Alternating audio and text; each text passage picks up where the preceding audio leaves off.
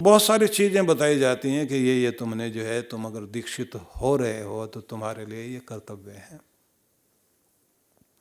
तो इसको कहा जाता है नित्य प्रति कुछ करना। एक है काम्य और एक है निमित्त।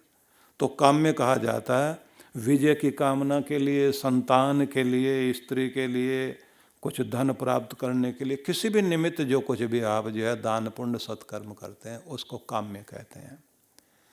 और निमित्त जो है नैमित्तिक कहलाता है। वो निमित्त में जो है फिर यही हो जाता है, जैसे संक्रांति आ गई, ग्रहण का समय आ गया, पुण्य काल जो होते हैं, कोई इस तरह के अवसर होते हैं जिसमें आदमी जो है अपनी तरफ से दान पुण्य किया करता है।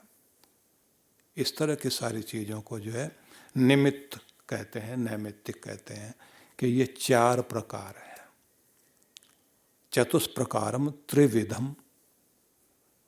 और फिर कहा गया कि इसके तीन भेद हैं। तीन भेदों में कहा गया एक उत्तम, एक मध्यम, एक कनिष्ठ है। उत्तम व्यक्ति वो जो होते हैं जिन लोगों के पास में सात्विकता भरी भी होती है, दे करके छिपाना, किसी के सामने ज़्यादा शोर नहीं मचाना। और दूसरे मध्यम होते हैं जो सोचते हैं कि मैं करूं, मेरे बच्चों को भी पता लगना चाहिए, घर वालों को भी पता लगना चाहिए, औरों को पता लगना चाहिए, जिसका मतलब ये होता है कि कम से कम उनको भी तो प्रेरणा मिले। और तीसरे होते हैं जो कनिष्ठ कहलाते हैं। वो लोग हैं कि जहाँ पर कोई ताली वाली बजाने वाला, नाम बोलने वाला, माइक पर नाम पुकारने वाला मिल जाए तो थोड़ी बहुत प्रशंसा होती हो, तो ऐसी जगह जा कर के सेवा सहयोग करता हो तो कहा जाता है कि दिया तो उसने भी है। तो ये सबको सत्कर्म कहा गया। और तीन कहे गए इसके नाश के हेतु हैं। तीन कारण से ये किया कराया आदमी का खराब हो जाता है। वो तीनों को कहा गया है ये विनाशक हैं। सबसे पहले तो कहा गया कि जो दे रहे हो अगर उसमें अश्रद्धा से दे रहे हो, श्रद्धा नहीं, श्रद्धाहीनता में देना, किसी को गया गुजरा दुखी दीन समझ के चलो दे दो इसको, लेकिन अंदर भावना नहीं है। फिर भी ये बात ध्यान रख लीजिए कि दिया हुआ काम आएगा जरूर, पर अगर श्रद्धा से दे दिया गया तो श्रद्धा से दिया गया तो कहते हैं उसकी 10 गुना ताकत बढ़ जाती है। तुलसी अपने राम को रीझ भजो या खीज, भूमि पड़े उपजेंगे उल्टे सीधे बीज। अब तुमने जो है दुखी होकर सुखी होकर कैसे भी करके भगवान का नाम जपा है ना, तो तुम्हारे जपा हुआ नाम तो तुम्हारा कल्याण करेगा ही करेगा।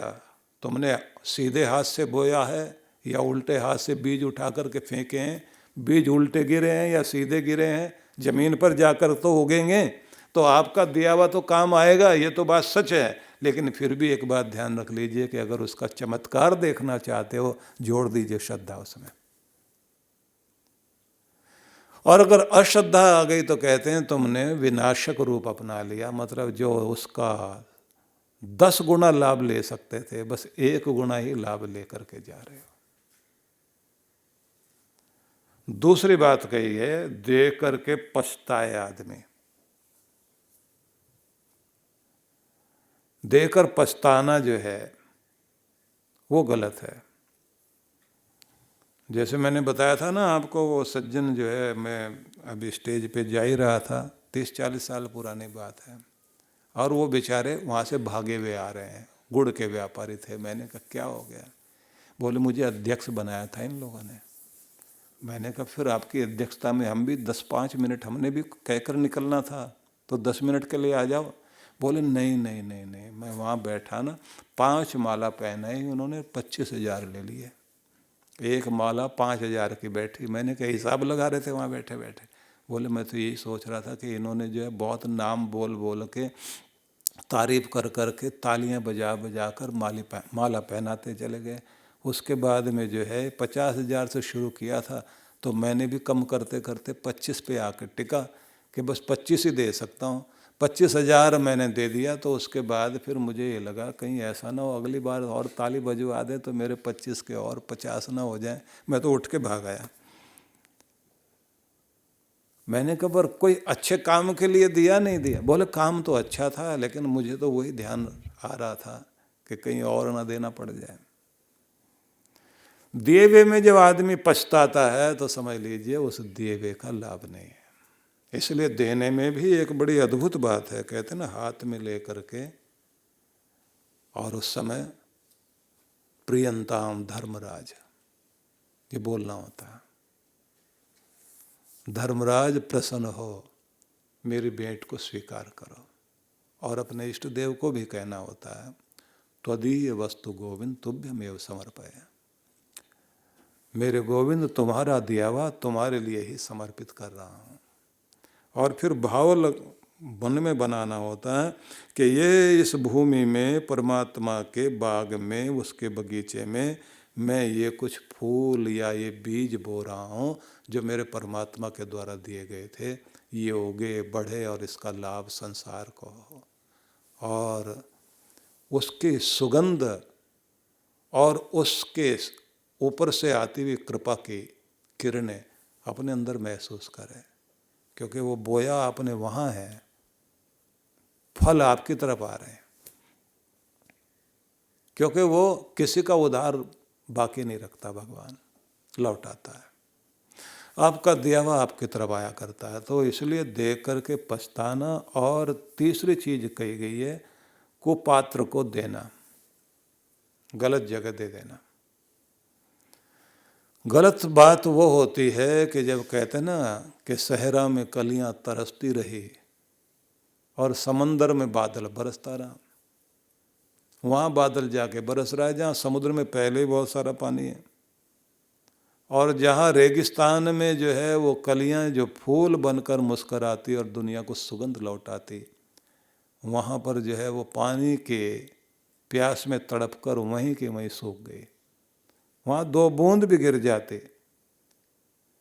ये जो ड्रिप इरिगेशन की परंपरा चलती है ना, जो ये भी इजरायली लोगों ने दी थी, कि रेगिस्तान को भी हरा भरा करने के लिए बूंद बूंद दो भले।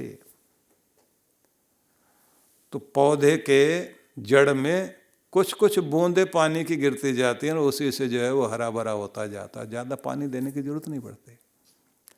सही जगह पर 2 बूंद भी दे दिया जाए तो वो किसी सागर से कम नहीं है।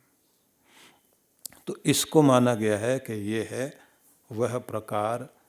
तो ये पूरा श्लोक उन्होंने व्याख्या कर दी नारद जी महाराज ने।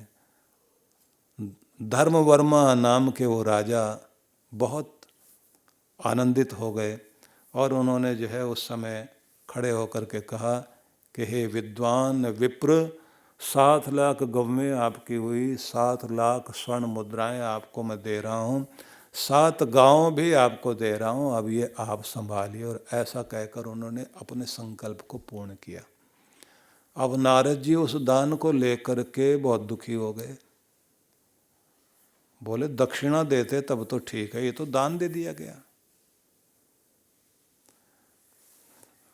होना तो चाहिए था, नारद जी को खुश हो जाना चाहिए था, लेकिन नारद जी तो दुखी हो गए। उन्होंने कहा दान और दक्षिणा में बड़ा अंतर होता है। दक्षिणा तो कृतज्ञता है, आभार है, धन्यवाद है। जो कुछ पाया वो प्राप्त करने के बाद जो कृपाएं हो गई, उन कृपा के बाद अपनी तरफ से श्रद्धा भाव से जो है आभार व्यक्त करना, वो तो हुई दक्षिणा। ब्राह्मणों को दक्षिणा दी जाती है, पंडितों को आप यज्ञ करा करके देते हैं, गुरुजनों को दक्षिणा देते हैं, अपने शिक्षक को दक्षिणा देते हैं। वो दान नहीं है, आप उनके ऊपर कोई उपकार नहीं कर रहे। और इसको बहुत परंपरा माना गया। व्रतेन दीक्षाम आपनोति, ये संकल्प बोलने का मतलब ही यही होता है। आपका जीवन एक व्रत से जुड़ गया, वह व्रत जो है आपको लक्ष्य की ओर लेकर जा रहा है और उसी से आप दीक्षित होते हैं, वही आपके जीवन के अंदर कुशलता कौशल लेकर आती है। और फिर उसी के बाद व्यक्ति को दक्षिणा वाला होना चाहिए, और बिना दक्षिणा का यज्ञ सफल नहीं होता, ऐसा मानते हैं। तो उनके मन में आया कि अब मेरे पास दान आ गया, मैं इसको किसे दूं, पात्र मुझे भी मिलना चाहिए। तो बेचारे परेशान हो गए, और परेशान होने के साथ साथ अब वो ढूंढ रहे हैं कि अब मैं किसको दूं। तो नारद जी जो है सोच में पड़ गए, इन्हें किसको दें। तो रेवतक पर्वत में जा कर के वहाँ उन्होंने ऋषियों को देखा, जो बहुत सारे ऋषि वहाँ तपस्या कर रहे थे। उनसे जाके उन्होंने कहा, महाराज मैं यहाँ आया हूँ और ये मेरे पास में इतनी सारी गौवें, इतनी सारी जो है 7 लाख गौवें और 7 लाख स्वर्ण मुद्राएं हैं, 7 गांव हैं, ये सब मुझे दान में मिल गया है और मेरे सिर पर ये भार पड़ा हुआ है। बादल को बरसना पड़ता है जब तक वो समुद्र से जल लेकर के आ तो गया है, बरसेगा नहीं तो उसका चेहरा काला बना रहेगा, बरस जाएगा तो वो स्वच्छ हो जाएगा और उसके बाद में उसकी अपनी महिमा होती है, मौसम बदल जाता है। तो मेरा भी मौसम बदलना चाहिए, मैं तो सिर पे भार लेके घूम रहा हूँ। मैंने तो उनकी शंका का समाधान किया था, ज्ञान उनको मिल सके। अब मैं भी अगर आगे देना चाहता हूँ तो ऐसे दे नहीं सकता हूँ, क्योंकि पात्र को देना पड़ेगा। तो मेरे 12 प्रश्न हैं, इनका कोई उत्तर देता हो तो फिर मैं ये दक्षिणा देना चाहता हूँ, मतलब ये जो मेरे पास दान है इसको मैं आगे देना चाहता हूँ। तो जैसे उन्होंने ये कहा तो एक ऋषि थे बैठे हुए, उन्होंने कहा भैया हम लोग तपस्या में लीन हैं, भक्ति कर रहे हैं, यहाँ जो है कोई बालक वालक बैठा होगा ना बाहर, जिस समय हम लोग मनोविनोद में होते हैं उनके साथ हंसते बोलते हैं, तो उस समय उनको जो ज्ञान मिलता है उसके आधार पर कोई न कोई बालक ऐसे प्रश्न जो आपके हैं उनका उत्तर वो दे देगा। तो नारद जी बोले मेरे प्रश्न तो बहुत भारी हैं।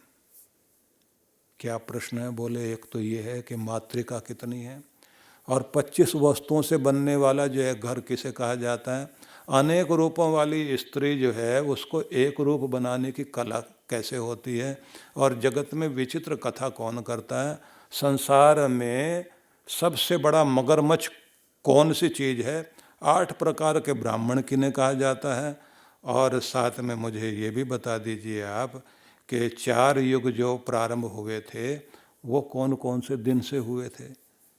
ऐसे करते हुए उन्होंने 12 प्रश्न कर दिए, और करने के बाद में बोले महाराज ये कोई बच्चा इनका उत्तर देगा। तो उन्होंने कहा सुतनु बैठा हुआ बाहर, वो जो है सबसे ज़्यादा हमारे यहाँ जो है ना हंसी का पात्र बना करता है, सब उसी के साथ हंसा बोला करते हैं, उसके पास चले जाओ। तो उसके पास वो गए, जाते उन्होंने कहा बताइए कि मातृका कितनी होती है। उन्होंने कहा महाराज यहीं से तो सारा वर्णोच्चारण शुरू होता है, ये अ ई उ आदि जितने भी हैं ये 52 अक्षरों की मातृका कही जाती है। पूछा तो फिर ये बताइए कि जिन 25 तत्वों का जो घर माना जाता है, 25 वस्तुओं से बनने वाला, वो कौन सा है। बोले ये जो जिसमें तुम रह रहे हो शरीर, इसको कहते हैं। अब उन्होंने कहा कि फिर अगला प्रश्न मैं करता हूँ, अनेक रूप वाली जो स्त्री है उसको एक रूप बनाने की कला क्या होती है। बोले अनेक रूपों की बुद्धि होती है, जिसके साथ में मिल गए वैसी बुद्धि हो जाती है। राक्षस के साथ जाके चले जाओ तो राक्षस बना देगा, भोगी के साथ बैठो तो भोगी बना देगा, रोगी आपको रोग वाली बुद्धि सिखा देगा, योगी के साथ बैठ जाओ तो योगी हो जाएगा। अनेक रूपों वाली स्त्री तो यही है। बोले एक रूप वाली कैसे होती है। बोले इसका विवाह करा दीजिए धर्म के साथ में, तो फिर ये एक रूप वाली हो जाती है और फिर जो है व्यक्ति का कल्याण हो जाता। सुनते नारद जी बहुत प्रभावित हुए। बोले महाराज थोड़ा सा कुछ और आगे बता दो। बोले ये दुनिया जो बिगड़ी हुई है इनकी अनेक रूप वाली बुद्धि है। अच्छा भला घर में पला था बच्चा और उसको जो है पड़ोसी ने बहका दिया, अपने घर वालों के साथ लड़ाई लड़ने लग गया। जो बच्चा जो है इतना प्यारा बुद्धि वाला था कि माँ के आसपास चक्कर काटता रहता था, शादी हो जाने के बाद में अपनी पत्नी के आसपास चक्कर काट रहा है और उसके बाद में अपनी माँ को भूल जाता है। कि बुद्धि बदलती रहती है, अनेक रूप वाली बुद्धि होती है। नारद जी बोले मैं समझ गया। बोले महाराज पूरा जगत देख लीजिए ना, आपको समझ में आ जाएगा।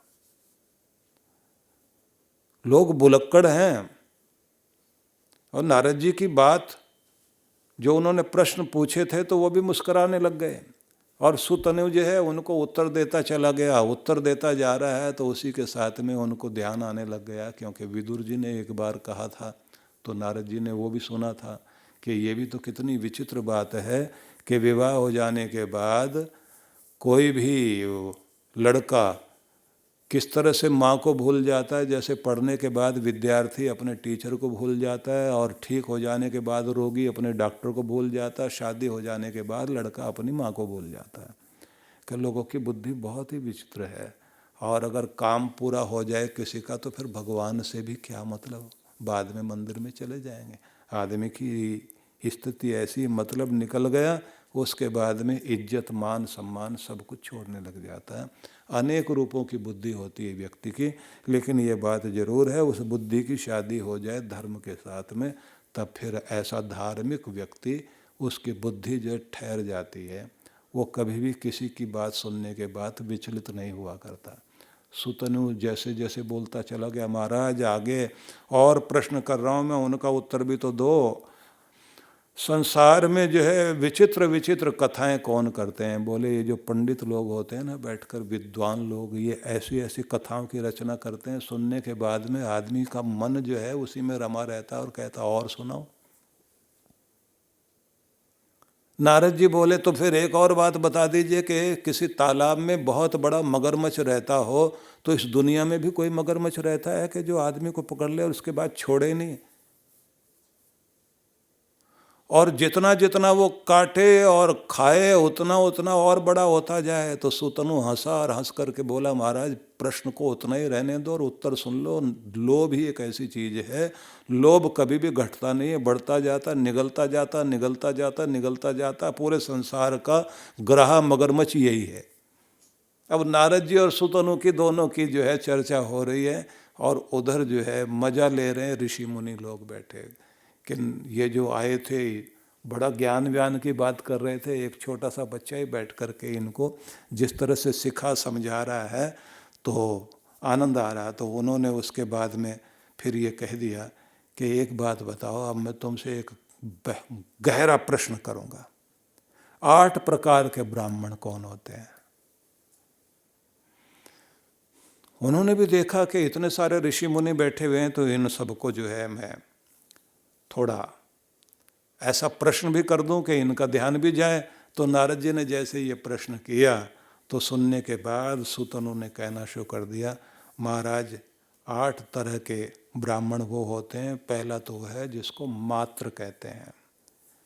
मात्र वह है जो ब्राह्मण कुल में जन्म तो ले लिया, संस्कार नहीं है, विद्या विहीन है, और अगर थोड़ा बहुत पढ़ता लिखता भी है तो एक तो होता सा विद्या या विमुक्त है, और एक वो होता है जो कहता है सा विद्या या नियुक्त है। नियुक्ति हो जाए, कहीं नौकरी मिल जाए, बस काम चल जाए, इतना पढ़वा दो बस आप तो हमें। बोले बस ऐसा जो है ना, जो नियुक्ति की बात करता हो, मुक्ति की बात ना करता हो, खुद का दुख छुड़ाए, दुनिया का दुख छुड़ाए, तब तो व्यक्ति का जीवन ऊंचा होता है। ब्राह्मण कुल में जन्म ले लिया लेकिन संस्कार नहीं, विद्या विहीन नहीं है, भले ही चतुर्वेदी बन गया, त्रिवेदी बन गया, द्विवेदी बन गया, ना एक वेद का पता, ना 2 वेद का, 4 वेद की तो बात ही क्या। बोले ये हो गए मात्र। और फिर उन्होंने कहा, महाराज आगे आपको नाम ही सुना देता हूँ, श्रोत्रिय है, अनुचान है, भ्रूण है, ऋषिकल्प है, ऋषि है, मुनि है, 8 हैं। नारद जी बोले नहीं, व्याख्या करके बताओ, समझाओ भी तो सही, सिर्फ नाम बता देने से क्या होगा? नहीं तो ऐसे त्रिपाठी बन जाओगे, तिवारी बन जाओगे। अब उन्होंने आगे समझाना शुरू किया, और जो समझाया वो बहुत ही प्यारा था। सद्गुरु श्री सुधांशु जी महाराज द्वारा मानव सेवा को समर्पित संस्था विश्व जागृति मिशन वर्ष 1991 से धर्म, समाज एवं मानवता की सेवा में संलग्न है। यह संस्था 90 मंडलों, सेवा केंद्रों के माध्यम से न केवल भारत अपितु देश के बाहर अनेक देशों में सेवा के कार्य कर रही है। संस्था की स्थापना से लेकर अब तक विगत 30 वर्षों में जहां लोगों को सन्मार्ग पर प्रेरित करने के उद्देश्य से गुरुवर ने 7000 से अधिक प्रवचन दिए हैं, वहीं देश के राज्य की राजधानियों व प्रमुख नगरों में लगभग 40 आश्रम, 25 मंदिर, सत्संग भवन व ध्यान साधना केंद्रों का निर्माण हुआ है। दिल्ली में करुणा सिंधु धर्मार्थ अस्पताल एवं फरीदाबाद के आरोग्य धाम अस्पताल में लाखों जरूरतमंद रोगियों का उपचार व ऑपरेशन किया गया है।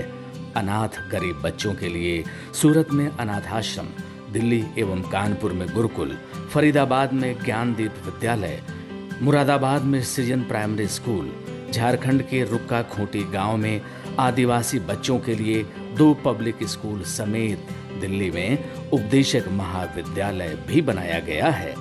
इन शैक्षणिक संस्थाओं में लगभग 2500 बच्चों को शिक्षित व संस्कारित किया जाता है।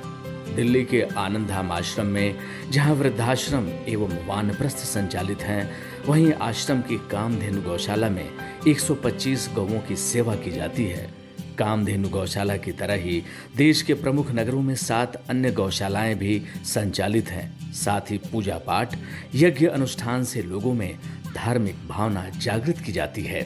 ओम अग्नये सप्तजिह्वाय स्वाहा, ओम अग्नये हव्यवाहनाय स्वाहा, ओम अग्नये शोधनजाताय स्वाहा। गरीब जरूरतमंद महिलाओं को सक्षम बनाने के लिए जहां कई तरह के प्रशिक्षण दिए जाते हैं, वहीं गरीब कन्याओं के विवाह में सहयोग भी किया जाता है।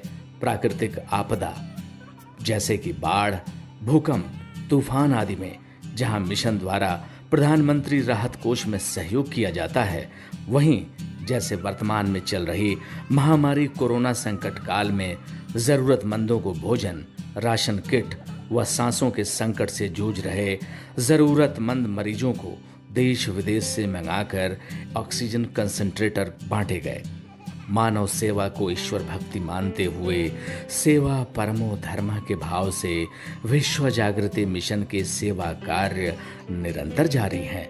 आइए मिशन के सेवा पथ पर बढ़ते कदमों में कदम से कदम मिलाकर चलें और मानवता की सेवा में दान सहयोग कर पुण्य के भागीदार बनें।